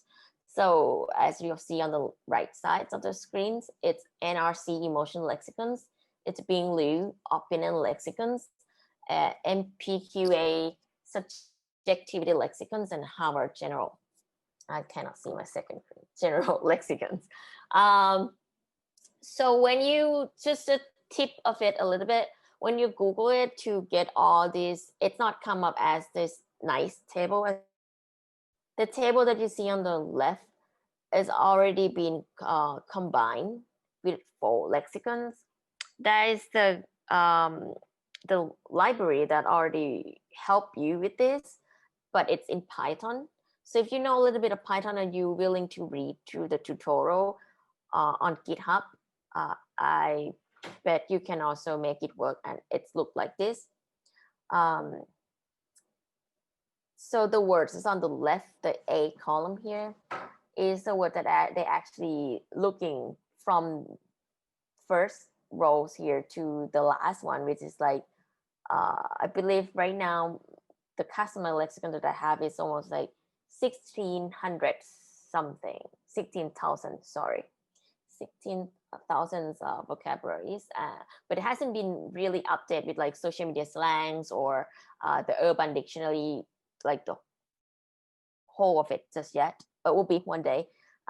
There's a lot of words that I'm seeing missing, and it should be add a new emotions or new way to interpret that. I didn't use the colors, but it come with one of these lexicons and the sauce as well. That's what I didn't bring it to the code. The logic usually just the logic only use like the column B, D, E, and F to synthesize the audio. It's not just a musical chord that it selects, but also the volume of it and the tempo. Next is about the user interface, and this is show what have been developed during my residency at the laboratory at residencies. And the first one is the first prototype that I want to see how the chord could be played with the animal sounds and how it could be manipulated using the English language. And the second is the 0.1 development, and the second is the currently the versions that I have, but it haven't been updated on glitch.com, which is the first link that I give yet. So what you see on that will be the second user interface, but it pretty much works the same. But the goal, which is the next step to complete the user interface, is here. So you can see that what I want to do is add more animal sounds, and you can select on the left side, and then you click start. Then the visual and audio will start. I forget to mention this. If you go to the link and see it in real time, don't forget to click start first. So for any one of you, if you have like the old URL link, which is on herogroup.com, that one works too, but there's something happened with the audio. I think it's the bug, because the audio won't stop. It's supposed to, like play 4 notes and then stop, and then play the next tweets and then play the photos, right? Along with the tweets, but it won't stop. So I think it better if you just go over to glitch.com right now. And okay, so the get signal is like the ones is like you get one tweet per time, and you have to keep clicking it to get the next one. And the continuity is it will kind of like a flow, and it will play tweets every 4 to 5 seconds, and then the next tweets. And I designed these to have different chord styles, so you can kind of like have some playful elements here. And this is really one that I think will add a lot of like features that make sense for people, because it will show what exactly that they have been grabbed from that sentence and match it with the emotions. Here on the right is the type, like you can type the message, and my plan is that one day it can also be posted back to Twitter, but right now it just posts back to the program itself, so no one can see your text. It's only you with that browser, but you can hear the audio that come right after it analyzes your text, you know. But next it will be maybe the next version will be post back on Twitter, and so the whole world can see what you think about the global warming. And the last part, which is on right us here, it's really what I'm thinking for a long time, but it's also hard to do, is a world map where you can see what tweets has been posted from where. I know that Twitter API allows this because it actually gives you the data of where is the, you know, like the account has been signed up or has been assigned to the locations in this world.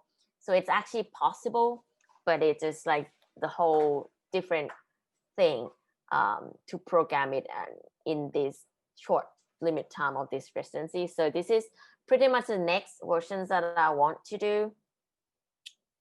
I also have been, you know, like why I explain this, I've been capture some tweet that I think it's interesting. Some of them I don't really understand the whole story or like the backstory, but I think it's just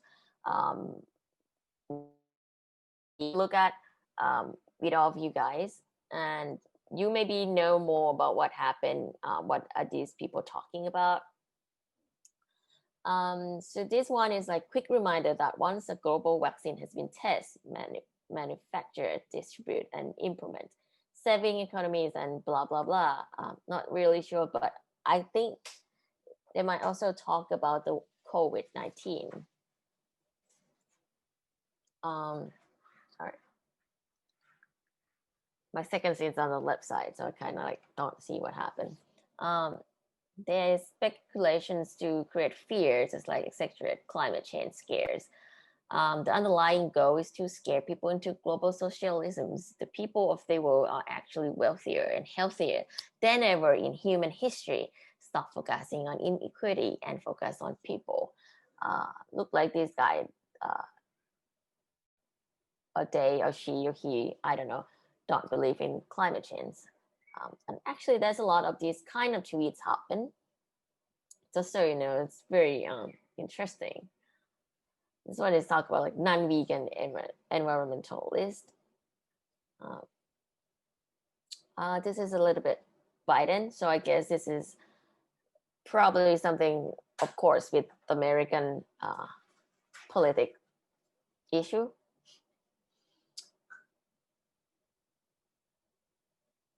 I'm not gonna talk about like the whole captures that I have to, you know, save some times.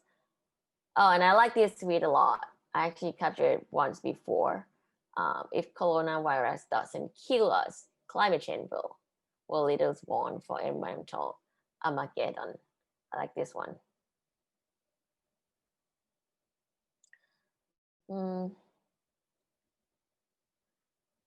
This one is also funny too. The Nebraskan having their toes amputated from frostbite.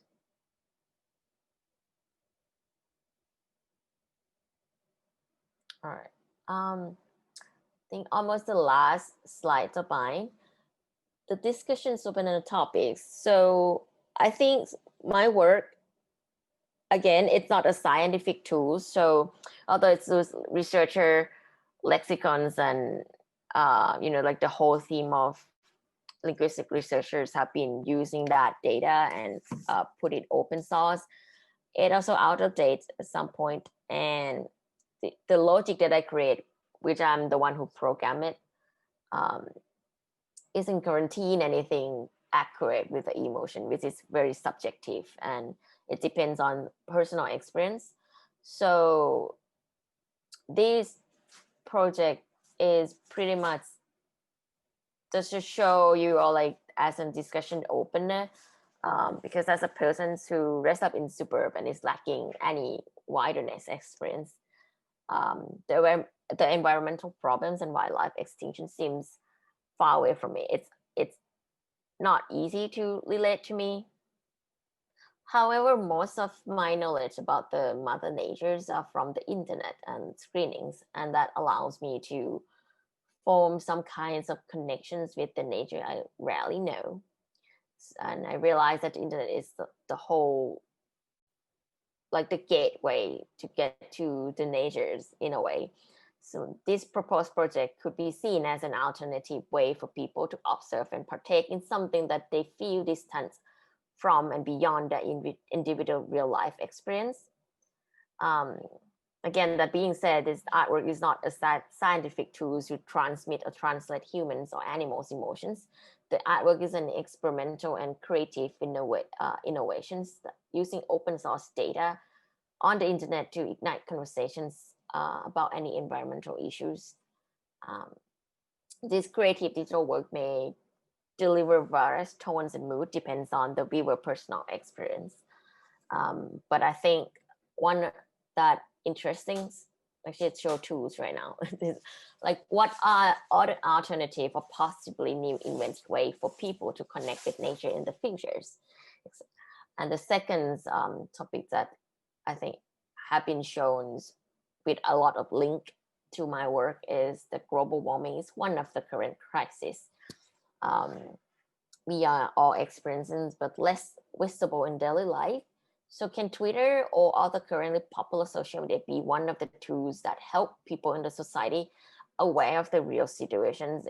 Whether you believe it's real or you believe it's a fake, it's something that the governments just make it up to capture you in the rooms or whatever. Can the like powerful social medias link you to the real source or to the elite institutions that give you more information about it? Can they push you out of your rooms and actually do something to serve with that things that you believe? And if you believe that it's real, that would be great, because then it's mean that we're gonna go have the environments and the society that we live in. And the third is, can we perceive general emotions from synthesized audio and or animal sounds? This one maybe a little bit get out to the experimental part, the experimental of human sense.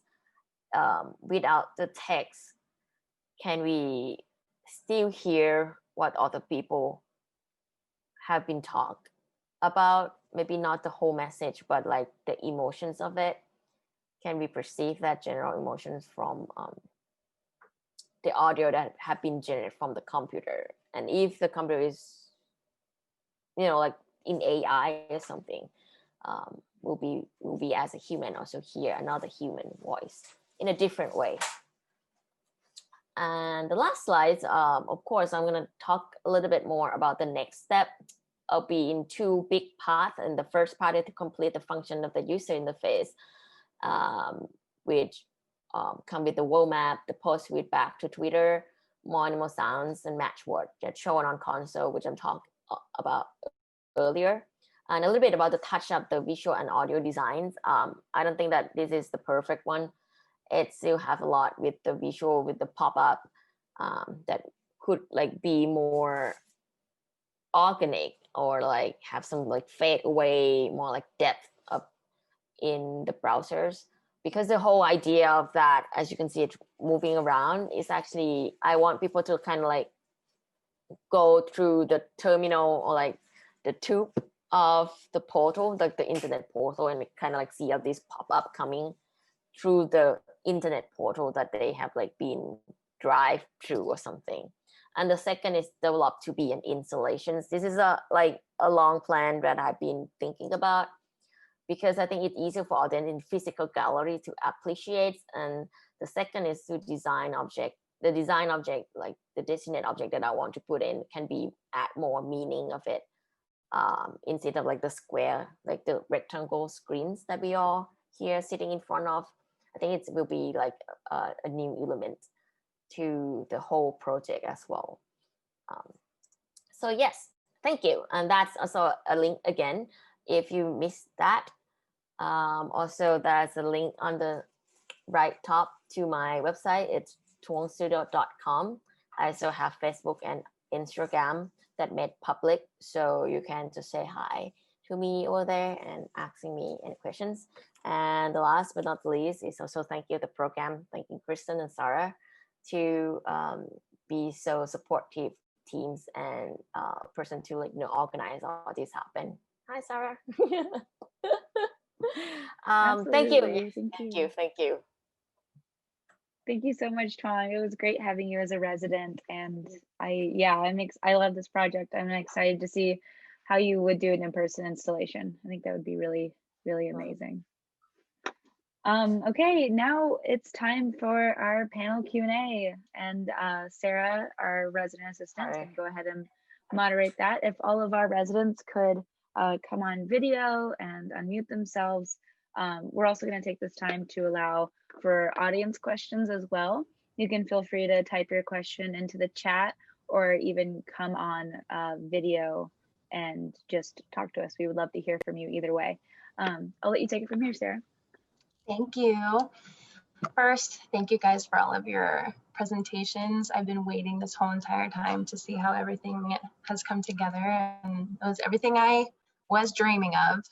So yeah, I have a few questions for you guys, and I'm just gonna go kind of in a rotation and ask each one of you one by one. And then afterwards, you guys in the audience will have a moment to ask whatever you've been sitting on too. So my first question is for Chrissy. So let's see. It seems like this project is kind of an accommodation of what you had mentioned in a live stream earlier, which was this concept of disenfranchised grief, which, yeah, can you just describe that for people, who may not have watched your live streams? Because I think that was really important. Yeah, so disenfranchised grief is grief that is basically not accepted by society, or is grief that society does not hold space for. So an example of like acceptable versus unacceptable grief is like acceptable grief is like if your longtime partner that maybe you're married to passes away. Society will usually support you in that. Your job will offer you time off. Your friends and family will usually be there for you, et cetera, et cetera. But then disenfranchised grief, or grief that is not acceptable, is, for example, if your ex from 5 years ago dies and you're grieving. If you try to go to your job and ask for time off, they're going to look at you funny. And depending, on the context of the relationship, your friends and family may not support it, and et cetera, et cetera. And this extends even beyond, human to human grief. This can disenfranchised grief also happens with like pets. Sometimes people don't understand the gravity of like a pet passing away or a pet becoming sick. It even extends beyond to non-living beings as well. So even, losing a job, or even with COVID happening, grief of not being able to see loved ones, and et cetera, et cetera. Yeah, thanks. Let's see, next question is for Tuang. Let's see, I know we just had, talk, but I hope you're ready. So this is an easy one. What were the most challenging or enjoyable steps in the process for this project for you? Oh, okay. I would say the design part, because I'm yeah, I think the design to think about how I would want people to see things. The whole experience is on this rectangle square, like just a light with colors. So what I can do for them to feel a bit more joyful, like enjoy being on the screens and reading text and hearing the animal sounds. That would be my the best part that I'm thinking about. And I come up with the idea, as I mentioned earlier, to have like people kind of like go through the portal of the internet or something, like a tube, and then they have to go through it, like a sci-fi a little bit, maybe, yeah, like vintage sci-fi, like neon vintage, I don't know. That's the fun part. But another fun but less, a little bit less, is to gathering all the information of the new, like the new vocabularies that we use nowadays and update it to the dictionary, to the lexicon, which I'm not really quite done, like complete, but that's also fun too. Cool. Let's see, Alexys, let's see. When you're deciding how to manipulate the sounds coming from the electric cello, are you making choices based on like trial and error experimentation, like as it's happening, or do you have an idea of the sound that you're trying to achieve? I usually have some sort of idea of what kind of sound I want, and I know what to implement to get there, but a lot of time it's just like, oh, let's try this. How does this sound? I hate it. Let's try this. So kind of a little bit of both. Yeah. Let's see, and Adrian, let's see, referring to your manifesto, how will virtual avatars be used as tools for surveillance capitalism? That's a good question. So a virtual avatar is essentially just it's just a file that contains coordinate points. And since we are already being surveilled, like corporations want to understand not just our facial recognitions, but just our patterns and our likeness, and how we interact and exist in virtual space. And an avatar is merely just an extension of that. Surveillance capitalism is already happening now. And if you have a virtual avatar, that's just an extension of that, because we already have the capability of having like facial recognition, emotion recognition, and that's all embedded in the avatar, specifically like within the data file, but also even just like in however you're interacting with it.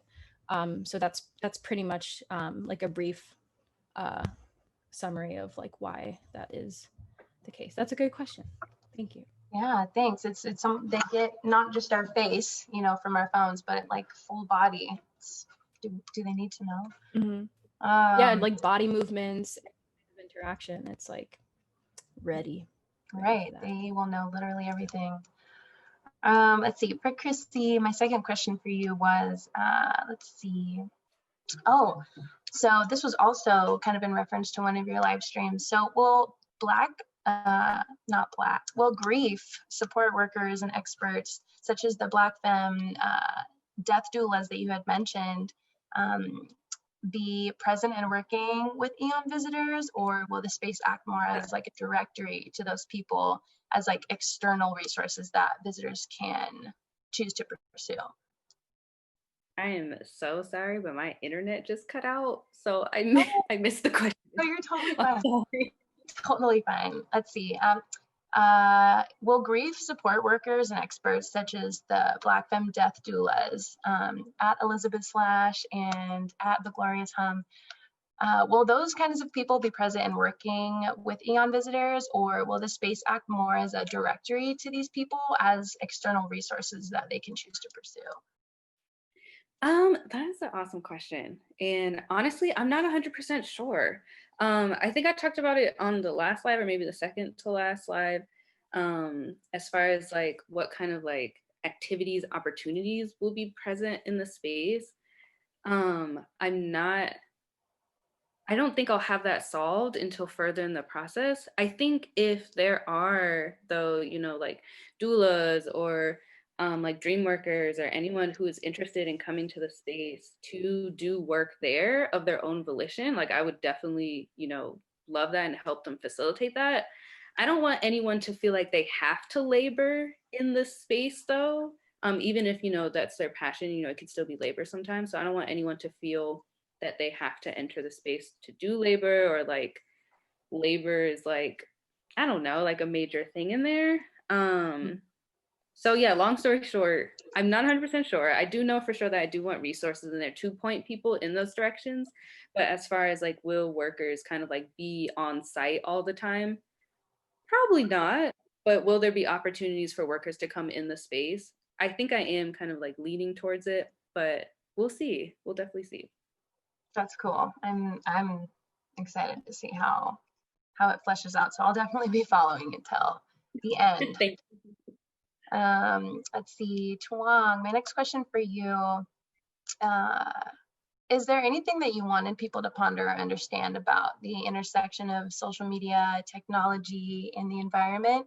Or is this intersection kind of just how your practice is like coming to, is this just like a reflection of how you work? What do you mean by how? So can maybe the second part kind of like missing can you repeat the second part? Yeah. Basically the second part was just asking, using social media and technology to think about the environment. Is this just a reflection of how you naturally choose to work, or is there something that you want your audience to understand about that intersection and using all of those things together? Maybe not. I don't know. I'm not quite sure I understand it, but I'll try answer these questions. Let me know if it's kind of like get out of what's supposed to be the answers. Well, like there's a lot of the article or the research of how social media can actually put people out and make some real actions. And they also question whether about the environmental issues, if social media is just something that people kind of like show what it just reading the text or post something but not really get out and do it. But I guess along the way of that research, we have seen in, I think it could be a history one day, like oh my god, I forget her name. From Sweden, the kid from Sweden, Greta.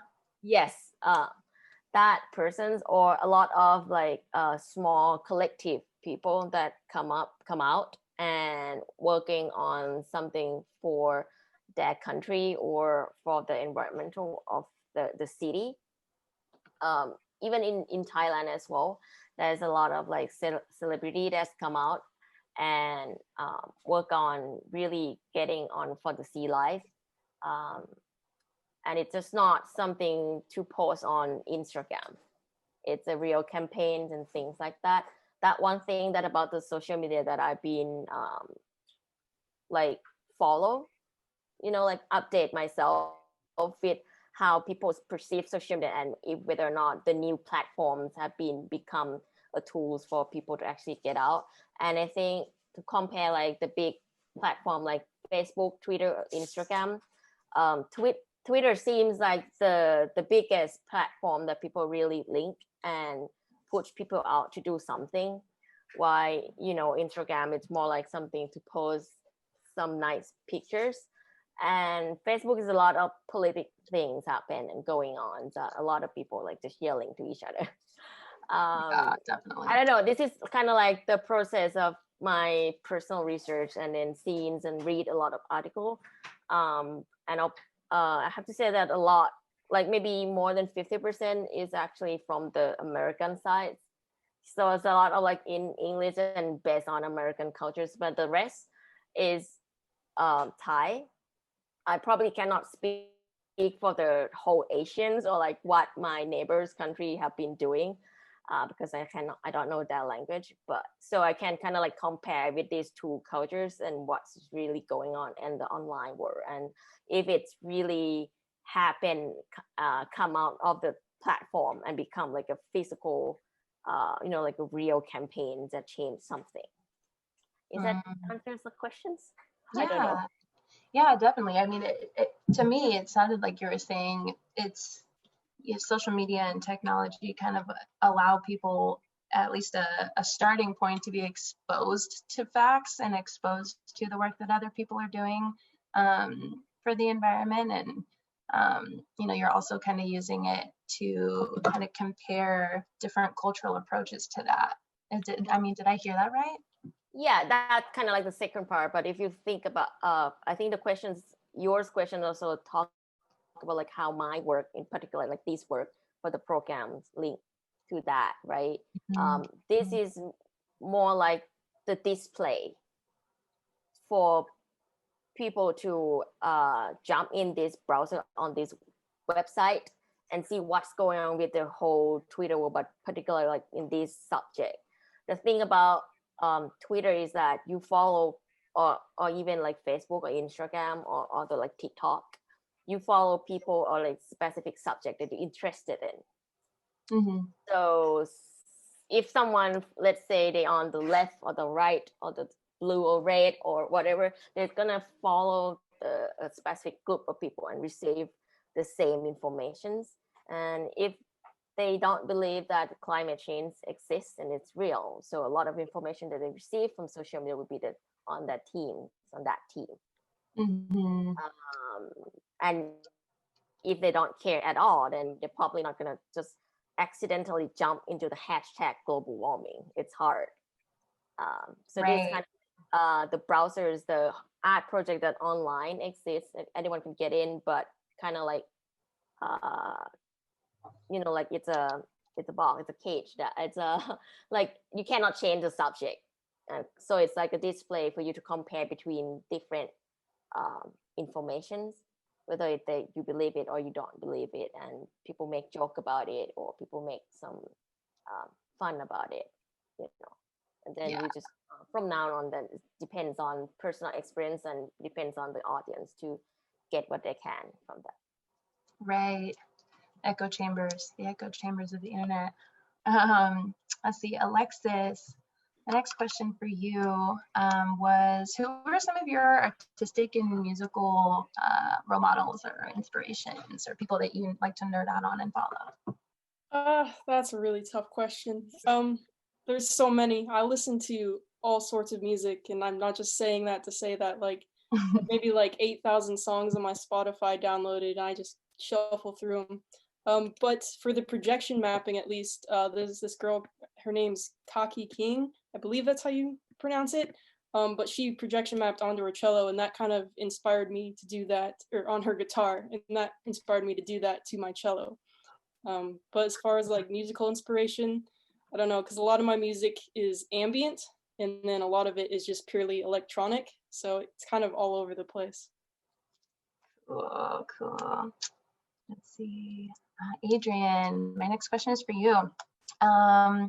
So kind of in reference to what we were talking about in the last question, surveillance capitalism and everything, you had mentioned this phrase a week or two ago, like the privacy revolution. Do you think that your work is like attempting to contribute to that, or are you just kind of trying to like expose people to, I don't know, just the problem of being surveilled and, used What as what was the term they mentioned? Privacy. Oh yeah, you had mentioned in one of your last live streams the privacy revolution. I don't know if it was kind of just a random, kind of a random putting together of words, but yeah, would you say you're trying to contribute to that? Yeah, so I think, I hope that the Ether Institute is a way of creating a speculative future that sort of outlines what legislation should be. So in going through this practice of creating like a speculative future, but it's still a very real future because these all of these like systemic problems are existing now. But I would hope that in creating this project, it can be an example of like the privacy revolution. I mean, I don't remember like that's not like a term in like my pillars of terms that I like constantly use, but I would say that that's a good way to describe what I think should be happening. Is a reclamation of data, reclamation of knowing where our data is coming from. And I think in just using a specific speculative future, I want to provide just an example of that, to create what the future should look like, or what it can look like. Yeah, I don't know if that answered it. No, yeah, definitely.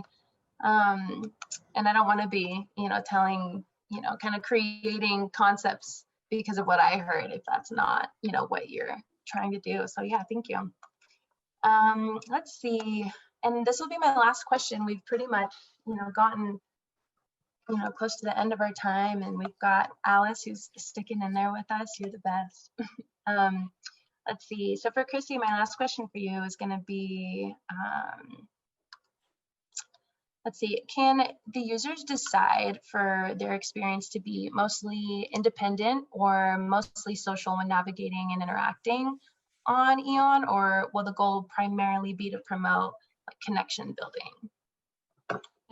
I want to create definitely the opportunity for community, but if the way that you process grief is independently, then I want you to have the agency to process it independently. I don't want anyone to feel that they have to do or not have to do anything in the space.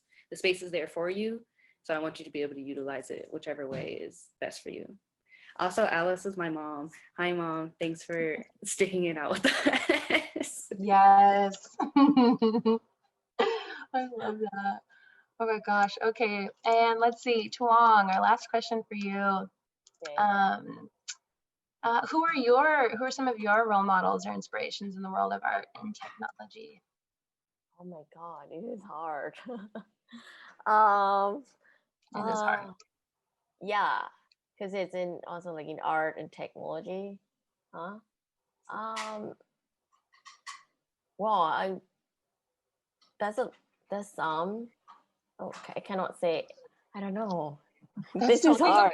No, I feel like I have to say some names, but they are actually and this is not because they are my professor or anything, but I think what they did is actually very cool. They are my mentor at UCLA. He makes a processing language to code, Casey Reyes, and Roland McCarthy, who actually create the P5JS that I'm using right now. Both of them are really like a great mentor that teach me a lot from, I have no idea much about the coding until I can do whatever that you see and I'm doing now. So it's a lot of process and learning and guiding me to that. And they make a great program for artists and designers. So that's processing. So P5 also come with a great community that I've been friend with, either like I'm actually met them or we just be friend online. Awesome. Well, those are all my questions for everybody. Thank you for being here and giving these great presentations and just being open to me picking your brains a little bit. Yeah, it was awesome to work with you guys and listen and follow you guys. So I'll hand it off to Kristen. Awesome. Thank you so much, Sarah. That was great. I loved your questions. I thought they were phenomenal. Alice, I just wanted to see if you had any questions for our group of artists before we kind of wrap it up. Wanted to give you that opportunity. If you want, you can just chime in or type something in the chat. But either way, I am so proud of all four of you. This has been a really wonderful residency, and I know kind of working from the remote platform, presents a challenge, right? Because part of like a residency, at least laboratories residency, is building community and making those connections. And I think it's really wonderful that you were still able to do that, even though we couldn't all be in the same room physically, you know. So I just wanted to say thank you for taking the time and working so hard on all your projects individually. And maybe she is, I don't know, Chrissy. But you guys have done great, and I can't wait to see where your projects go from here. We'll be following you all very closely, and please keep us updated, because we will promote any work that y'all do as past residents of laboratory. We are always down to boost every one of our artists that has come through. So please just keep us in mind, share anything via Instagram, email, anything that you want to share about what you're up to. So we're gonna go ahead and I'll stay behind. Alice, I don't know if you're still there or not, but thank you for coming. Really appreciate it. I'll call her to let her know.